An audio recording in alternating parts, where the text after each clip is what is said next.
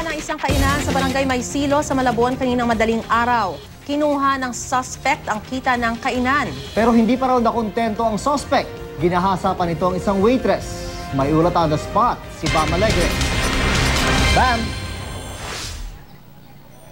June Maris, matapos makipaghabulan sa mga pulis, nadakip ng mga otoridad ang security guard na si Ronaldo Pidot, 40 years old, suspect sa pagnanakaw sa isang kainan sa barangay Maysilo, Malabon at panggagahasa sa 18 anyos na babaeng empleyado rito kaninang alas 5 ng madaling araw.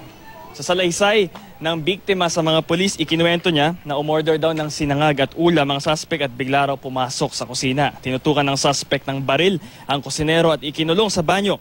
Matapos ito'y tinakot ang dalawa pang babae na empleyado para kunin ang pera sa kahera na nagkakahalagang 810 pesos. Sa kasamaang palad, natipuhan pa ng suspect ang isa sa mga babaeng waitress at ginahasa. Di pa nakontento ang suspect at tinangay ang mga cellphone ng mga empleyado, pati ang take-out na sinangag. Matapos umalis ng suspect, agad nakahingi ng saklolo ang mga biktima kaya hinabol ng mga pulis ang suspect mula barangay Silo hanggang C4 Road. Positibong kinilala ng biktima ang nanghalay sa kanyang suspect. Kakasuhan ng mga pulis ang suspect ng robbery hold-up with rape. Na isipan ko pong hold up and tapos pagkatapos nun gahasain yung sabi ko.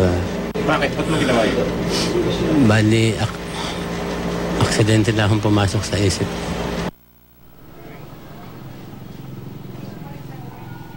June, sa ngayon, yung biktima ay pumunta muna ng Soko para sa processing at babalik mamaya rito sa presinto sa Malabon. Balik sa inyo.